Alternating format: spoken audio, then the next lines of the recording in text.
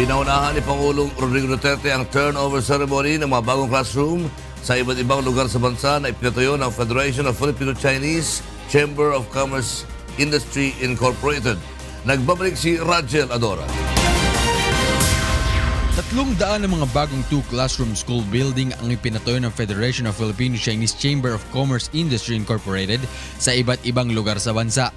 Sa turnover ceremony ng mga tinaguri ang various schools sa Malacanang kagabi, nagpasalamat si Pangulong Rodrigo Duterte sa kontribusyon ng grupo.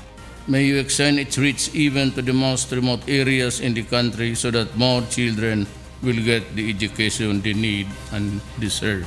Kasabay nito, nangako naman ang Pangulo sa mga Filipino-Chinese businessmen na patuloy ang ginagawang reforma ng pamahalaan. Kabilang na dito ang pagpapabilis ng mga serbisyo sa pagpuproseso ng mga business permit, tax system at pagpapatayo ng mga infrastruktura na makakatulong sa pagninegosyo. Kasabay nito, nagbabala naman si Pangulong Duterte sa mga negosyante na huwag konsintihin ang mga tiwaling opisyal ng pamahalaan. So if there is anything na maghingi, mag-compromise sa inyo, you do not have to give in. Do not waste your money dyan sa mga tao na corrupt. Wala namang mangyari dyan. And I assure you, pag sinumbong sa munang sa akin yan, I guarantee you, tawagin ko yan sa harap mo. At sabihin ko talaga maghingi ka uli, patayin kita, papatayin kita. Maging sa mga tagapagpatupad anya ng batas trapiko ay huwag magbibigay ng suhol. Huwag kayong magbigay, even sa traffic. Pag kasi yung lisensya traffic, okay, ibigay mo.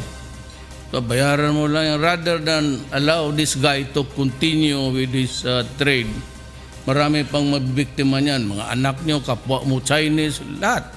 Muling sinabi ng Pangulo na hindi ito mangingiming alisin sa pwesto ang mga tiwaling opisyal, lalo na at marami ng mga Pilipino umano ang nangangailangan ng trabaho. Rajel Adora, UNTV News and Rescue, Philippines.